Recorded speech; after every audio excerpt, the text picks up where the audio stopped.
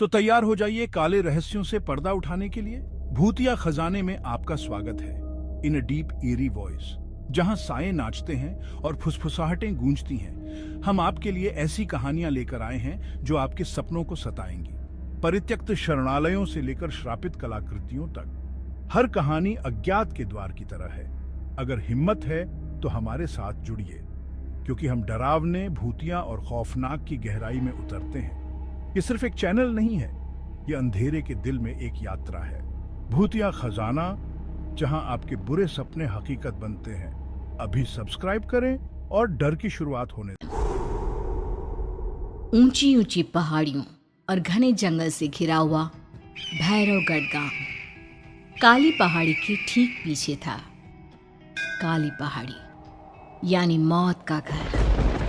भैरवगढ़ गांव तक पहुंचने का रास्ता बेहद दुर्गम था। लगभग 24 घंटे घने तूफान और तेज हवाओं की वजह से वहां के वीराने माहौल की कहानियां लोगों के दिलों को दहला देती थी। ऐसे बहुत कम लोग थे जो भैरवगढ़ गांव तक जाने की हिम्मत करते थे। लोगों का कहना था कि इस गांव के आसपास बुरी आत्माओं का साया मंडराता है। गांव के रहने वाले लोगों ने वैसे तो अपनी आंखों से किसी बुरी आत्मा या साये को नहीं देखा था, लेकिन गांव का बच्चा बच्चा इस बात को महसूस कर सकता था कि गांव के ऊपर कोई तो खौफनाक साया मंडरा रहा है।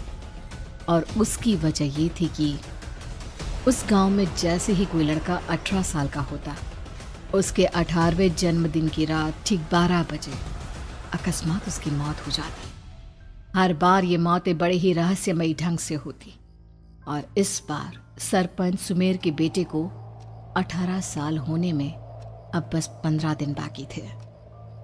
अजी सुनते हैं, हमारा बेटा भी कुछ दिन बाद 18 साल का हो जाएगा। कहीं वो डायन उसे भी खा गई तो? कैसी बातें कर रही हो? जब वो इस गांव में ही नहीं है तो कोई भी डायन या बुरा साया उसका कैसे कुछ बिगाड़ सकता है?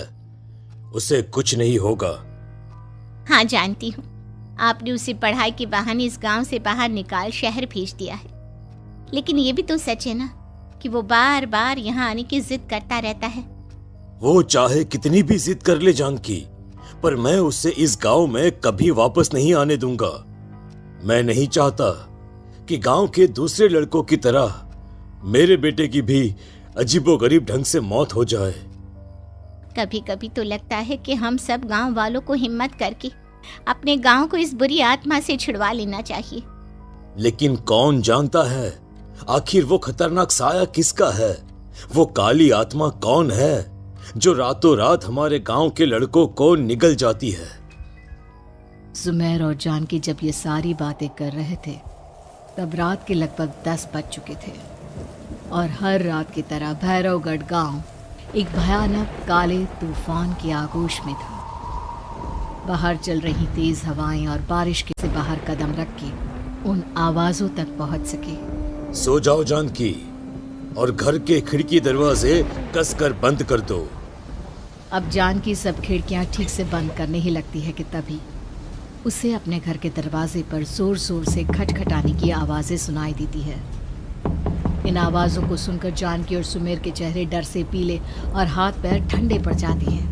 जानकी, जानकी, इतनी रात कौन होगा?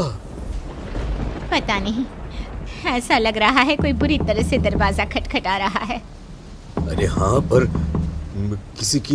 किसी की आवाज भी तो नहीं आ रही। क्या करूं? दरवाजा खोल लूं या नहीं? कहीं ऐसा ना हो कि किसी को हमारी मदद की जरूरत हो। लड़खड़ाते कदमों से सुमेर दरवाजे के करीब जाता है और अपने कान को दरवाजे पर रख धीरे से आवाज देते हुए पूछता है, कौन कौन है? कौन है वहां? तभी एक बेहद डराने वाली आवाज उसके कानों से टकराती है। दरवाजा खोलो, दरवाजा खोलो, वरना। और जानकी को पूरी बात बताता है। कहीं वो डायन हमारे घर तक तो नहीं पहुंच गई? अब हम क्या करेंगे? मुझे दरवाजा खोलना ही होगा जानकी। मेरे पास अब कोई रास्ता नहीं है। इतना कहकर सुमेर डर से अपनी दोनों आंखें कसकर बंद करता है और कांपते हाथों के साथ झटके से दरवाजा खोल देता है। तभी किसी के जोर से हंसने की आवाज सुमेर और जानकी को सुनाई देती है। उस आवाज को सुन दोनों दरवाजे की तरफ देखते हैं और सामने अपने बेटे राहुल को खड़ा देख दंग रह जाते हैं। राहुल के हाथ में उसका मोबाइल होता है जिसमें से वो आवाज बज रही थी। ये क्या मजाक है? और तू यहाँ, तुझे मना किया था ना गांव में आने को, समझ में नहीं आता क्या? 18 साल का होने वाला है तू। माँ, आप लोग भी पता नहीं किन अंधविश्वास भरी बातों पर भरोसा करते हैं। क्या मैं अपने घर नहीं आ सकता? आप लोगों से नहीं मिल सकता? देख बेटा, हम यहाँ आने को ये आवाजें सुन। बाहर से जो आवाजें आ रही है तुझे सुनाई नहीं देती क्या? अरे माँ, जब जोर से तूफान चलता है, तेज हवाएं चलती हैं, तो इसी तरह की आवाजें आती हैं। ये बहुत नॉर्मल है माँ। नॉर्मल होगी तेरे लिए बेटा। 4 दिन शहर में पढ़कर आया है तो अपने माँ बाप की बात नहीं मान सकता। माँ, मुझे अभी बहुत जोरों से भूख लगी है। पहले कुछ खिला दो, और रात भी बहुत हो गई है। हम इस बारे में कल बात करते हैं, ठीक है?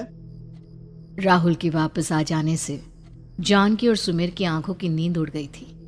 खाना खाने के बाद राहुल तो अपने बिस्तर पर जाकर सो गया, लेकिन जानकी और सुमेर पूरी रात उसके कमरे के बाहर पहरेदारी करते रहे। उन्हें पल पल इसी बात का डर था कि कहीं उनके बेटे को कुछ हो ना जाए। रात बीतती है, सुबह का सूरज निकलता है। अब जैसे ही वो राहुल को नींद से जागते देखते हैं, जान को खतरा हो, उन माँ बाप को नींद नहीं आती। बेटा अब तू वापस शहर चला जा।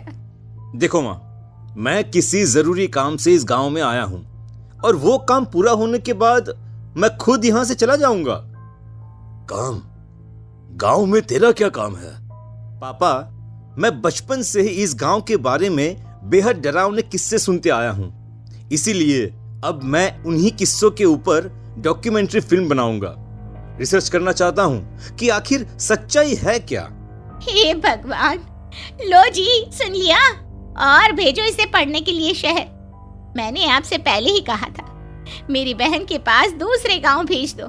ना ये शहर जाता और ना उल जुलूल की बात इसके दिमाग में आती।